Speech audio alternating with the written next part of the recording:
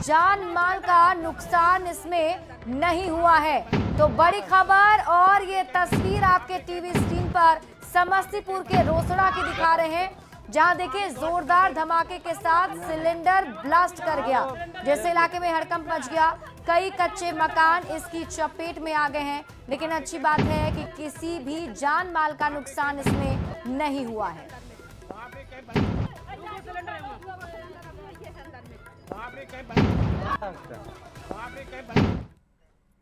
Bhojpuri singer और power star कहे जाने वाले पवन सिंह के घर चोरी हुई है। आरा के मझवा में चोरों ने पवन सिंह के घर से 15 लाख के सामान की चोरी कर ली। चोर अपने साथ राइफल की 30 गोली भी चुरा ले गए।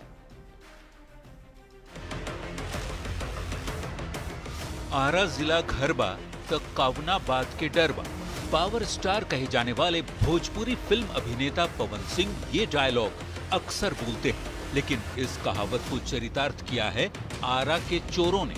आरा के चोरों को पुलिस का डर नहीं रहा, तभी तो पावर स्टार पवन सिंह के घर में ही चोरी कर डाली। ग्रिल तोड़ के अंदर घुसा हुआ है और अलमारी तोड़ के गहना और इसमें था राइफल का 30 गोली, सारा सामान चोरी हो गया है। सारा सामान छीट देखिए, सारा सामान लोग अलमारी से बक्सा से सब निकाल कर छीट। चोरी की ये वारदात आरा के मझौवा इलाके के न्यू मारुति नगर में हुई। चोर खिड़की काटकर घर के अंदर घुसे, करीब 15 लाख के गहने, कैश और सामान के साथ राइफल की 30 गोली भी चुरा ले गए। वारदात के समय पवन सिंह के बड़े भाई की सास और ससुर घर के दूसरे कमरे में सोए हुए थे, लेकिन उनको कानों कान खबर नहीं हुई। 30 गो राइफल का गोली काढ़ लिया है बंदूक में से। बंदूक वहीं था ना, बंदूक नहीं ले।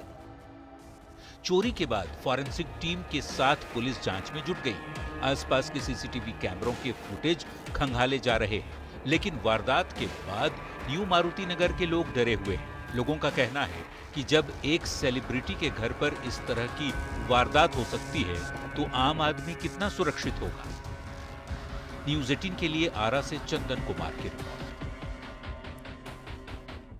और इसी बीच आपको पटना से बड़ी खबर बताते हैं, जहां देह व्यापार के धंधेबाजों पर पुलिस का एक्शन देखने को मिला है। कई निजी होटल में ताबड़तोड़ छापेमारी हुई है। मीठापुर पुरानी बस स्टैंड गेट नंबर 2 के पास भी छापेमारी की गई। होटल्स को खंगालने में पुलिस की टीम जुटी हुई है। जक्कनपुर थाना क्षेत्र में छापेमारी जारी है। तो बड़ी खबर आपको पटना से बता रहे हैं, जहां देह व्यापार के धंधेबाजों पर पुलिस का एक्शन देखने को मिल रहा है। कई निजी होटल में ताबड़तोड़ छापेमारी जारी है। मुजफ्फरपुर में 2 लूट की वारदात हुई। महज 2 घंटे में 2 बैंकों के सीएसपी केंद्र से लाखों की लूट हुई है और अपराधियों के तांडव से पूरे इलाके के लोग सहमे हुए हैं। पुलिस लुटेरों की गिरफ्तारी के लिए छापेमारी कर रही है। मामला जिले के सरैया अनुमंडल क्षेत्र का है। पहली घटना पारू थाना क्षेत्र के मलाही का है, जहां बदमाशों ने एक पीएनबी के सीएसपी को निशाना बनाया और हथियार के बल पर करीब 1.5 लाख रुपए लूट लिए। वहीं दूसरी घटना जैतपुर थाना क्षेत्र की है, जहां बदमाशों ने एक एसबीआई के सीएसपी से लूट की घटना को अंजाम दिया है। फिलहाल पुलिस मामले की जांच कर रही है।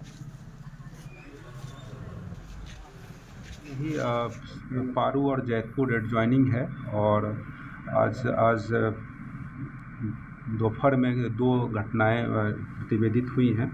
दोनों घटनाएं सीएसपी लूट से संबंधित हैं।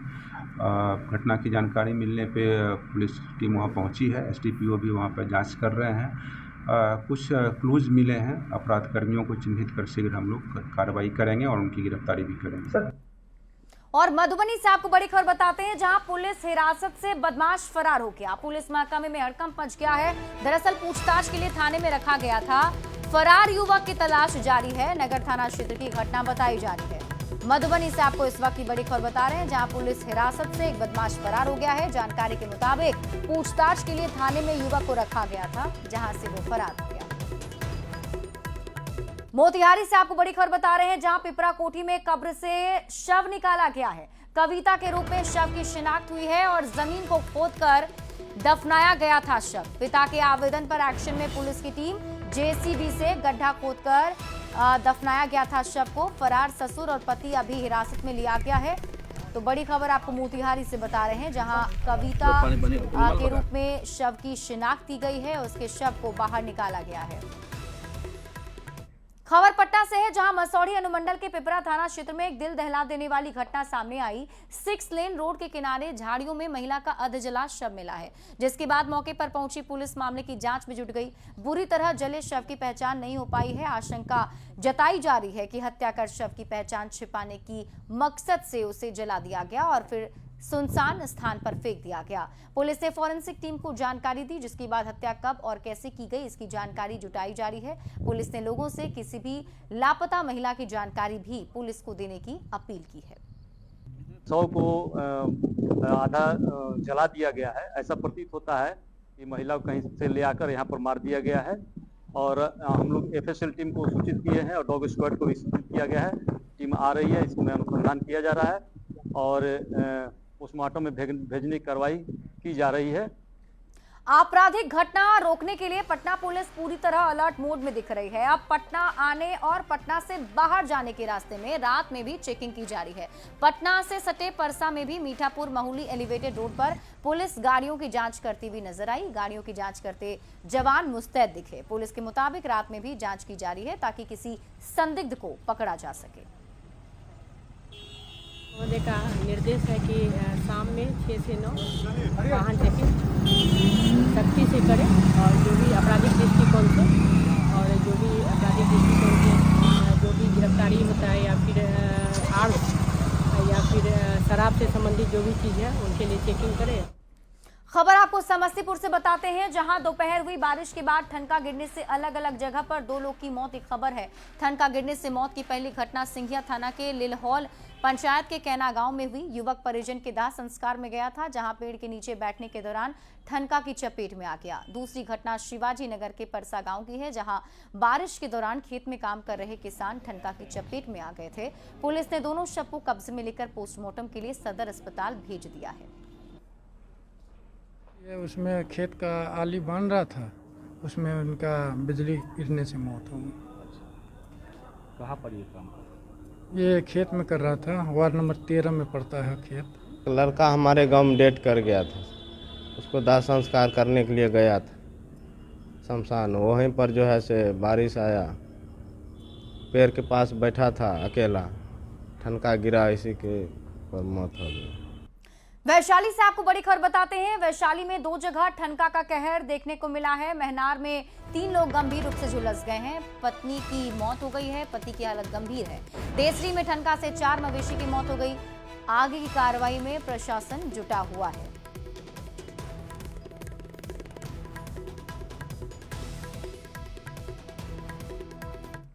गोपालगंज में एक युवक की सांप के काटने से मौत हो गई। युवक को इलाज के लिए सरकारी अस्पताल में भर्ती कराया गया था, जहां इलाज के दौरान जरूरी इंजेक्शन ना मिलने की वजह से युवक को सदर अस्पताल रेफर किया गया।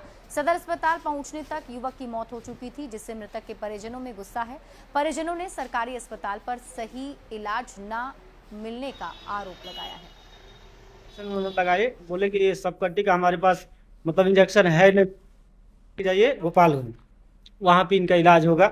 यहाँ पे लेके आए तो डॉक्टर साहब चेक किए, बोले कि इनका देहांत हो चुका है।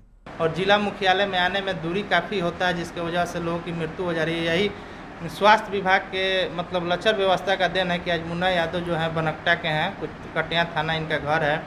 इनको पहले पंचदेवरी PHC में ये लोग ले गए, परिजन लोग इलाज कराने के लिए। इनको सांप काटा हुआ था, वहाँ ये लोग केवल टेटवेट वगैरह का सुई लगा दिए, बोले गोपालगंज जाइए, सब कट्टी का सुई मेरे पास नहीं है। और वहां से दूरी 50 किलोमीटर है गोपालगंज का। यहाँ आते आते इनकी मृत्यु।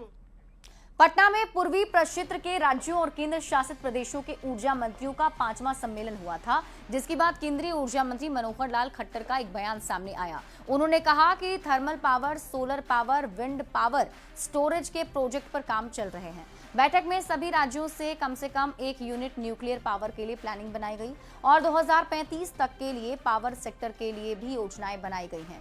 बैठक में सभी राज्यों में पर्याप्त बिजली देने पर बल दिया गया। इस सम्मेलन में बिहार ने भी न्यूक्लियर पावर के साथ बिजली स्टोरेज के लिए 1000 मेगावाट की मांग की। बिहार सरकार ने अतिरिक्त बिजली आपूर्ति की मांग की, जिसे मंजूर कर दिया गया है। डिस्कॉम्स में बहुत से रिफॉर्म्स ये भी किए हैं। डिस्कॉम्स अपने आप में यानी अपने पैरों पर खड़ा हो, फाइनेंशियल वायबिलिटी उसकी बने। हमारी जो AT&C लॉसेज वो कम कैसे हो, हर प्रदेश के अलग अलग से ये सारे काम किए जा रहे हैं। मैं विशेष तौर पर बिहार प्रदेश को इसमें बधाई देता हूं कि उन्होंने अपने आप में बहुत चीज़ों में तेजी से सुधार किया है, चाहे AT&C लॉसेज का हो, चाहे स्मार्ट मीटर का विषय।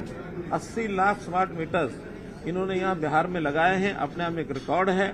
और भी जो बिहार बहुत पीछे पावर के मामले में माना जाता था, पिछले वर्षों के अंदर बहुत अच्छा काम करके बिहार जो है काफी आगे बढ़ा है। उपराष्ट्रपति जगदीप धनखड़ मुजफ्फरपुर के LN. Mishra college of business management में आयोजित कार्यक्रम में शामिल हुए और इस दौरान उन्होंने बिहार की जमकर सराहना की है। से नीतीश कुमार की तारीफ की। वहीं पूर्व मुख्यमंत्री कर्पूरी ठाकुर को भी उन्होंने याद किया। जगन्नाथ मिश्रा को लेकर कहा कि उनका बड़ा आशीर्वाद मिला। इस दौरान उपराष्ट्रपति ने पीएम मोदी के कामों की भी तारीफ की। लोकसभा का सदस्य बना उसी वर्ष डॉक्टर जगन्नाथ मिश्र तीसरी बार इस राज्य के मुख्यमंत्री बने।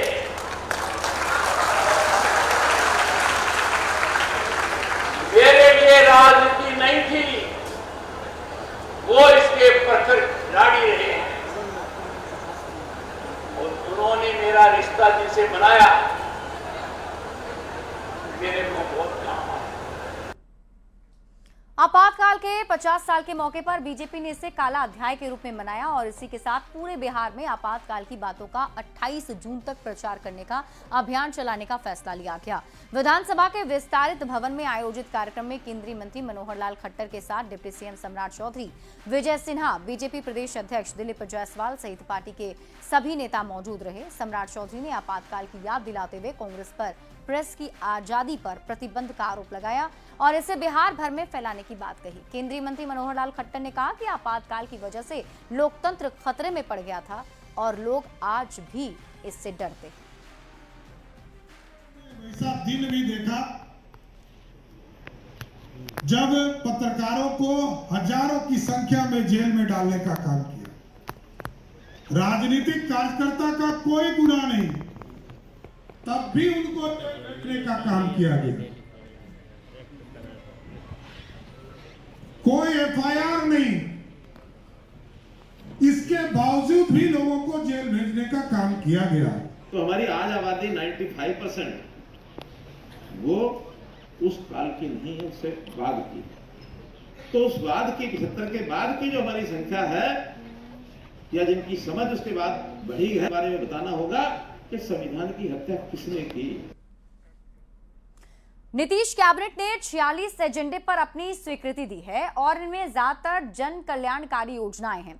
सरकार ने त्रिस्तरीय पंचायत प्रतिनिधियों के मानदेय के अलावा जीविका से जुड़े कर्मियों के मानदेय में बढ़ोतरी कर दी है। अब सरकारी मेडिकल कॉलेज में 1 जुलाई से 20 रुपए में भोजन की थाली मिलेगी। जातीय गणना में चिन्हित 94 लाख परिवारों को जल्द ही 2 लाख रुपए की राशि देने के लिए कमेटी भी सरकार ने गठित करने का फैसला कर लिया है। और अधिक जानकारी दे रहे हैं न्यूज 18 संवाददाता संजय कुमार। उन एजेंडों को आज सरकार ने अपनी स्वीकृति दी है। ठीक हमारे पीछे मंत्रिमंडल सचिवालय कक्ष है, जहां पर इन महत्वपूर्ण एजेंडों पर सरकार ने अपनी सहमति जताई है। जो सर्वाधिक महत्वपूर्ण फैसला है उसमें एक है गरीब परिवारों की बेटियों के विवाह कार्यक्रम में सुविधा के लिए सभी पंचायतों में अब सरकार ने विवाह भवन का निर्माण करने का फैसला लिया है और इसके लिए 40 अरब 26 करोड़ 50 लाख रुपए की स्वीकृति दी गई है। इतनी भारी भरकम राशि जन कल्याणकारी योजना के लिए जाहिर सी बात है एक महत्वपूर्ण कदम सरकार ने उठाया है। अलावा सरकार ने पंचायती राज संस्थाओं और ग्राम कचहरियों के प्रतिनिधियों के साथ संवाद किया था और एक महत्वपूर्ण फैसला लिया है। अब उनके मानदेय में बढ़ोतरी कर दी गई है, 1.5 गुना बढ़ोतरी की गई है। पंचायती राज प्रतिनिधियों के सदस्यों की आकस्मिक मृत्यु या सामान्य मृत्यु उनके कार्य के दौरान होने पर 5 लाख रुपए की राशि भी दी जाएगी। जो जातिगत गणना के अंतर्गत 94 लाख परिवार थे जिनको 2 लाख रुपया मदद देने का फैसला जो आर्थिक रूप से कमजोर है सरकार ने लिया है, उनको जल्द से जल्द कैसे भुगतान किया जाए उसके लिए एक कमेटी का गठन किया गया है। अपर मुख्य सचिव स्तर के अधिकारी इस कमेटी में शामिल होंगे। और एक महत्वपूर्ण फैसला स्वास्थ्य विभाग का है कि राज्य के सभी मेडिकल कॉलेज हॉस्पिटल में जो मरीज पहुंचेंगे ओपीडी में इलाज कराने, उन्हें और उनके परिजनों को 20 रुपए में भोजन की थाली दी जाएगी। तो निश्चित तौर पर एक बड़ा स्टेप सरकार ने आज लिया है। जाहिर सी बात है एक महत्वपूर्ण फैसला नीतीश सरकार का और ये जन जो कल्याणकारी योजनाएं हैं इसका सीधा लाभ राज्य की आम जनता को मिलेगा। कैमरा पर्सन अजय दुबे के साथ संजय कुमार, न्यूज 18 पटना। देश के वरिष्ठ संत स्वामी अभिषेक ब्रह्मचारी मुजफ्फरपुर पहुंचे। यहां 15 से 18 जुलाई तक श्री विद्या त्रिकोटि कुमकुमार्चन महायज्ञ होगा। मुजफ्फरपुर पहुंचने पर स्वामी अभिषेक ब्रह्मचारी का भव्य स्वागत किया गया और इस मौके पर स्वामी ने कहा कि सनातन धर्म के साथ पूरी दुनिया खड़ी है। स्वामी अभिषेक ब्रह्मचारी के साथ युवा चेतना प्रमुख रोहित कुमार सिंह भी मौजूद रहे।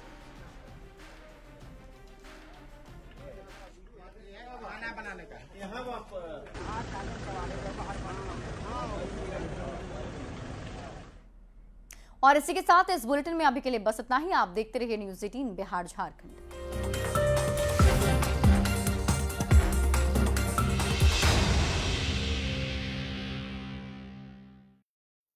पनोरमा ग्रुप आरोप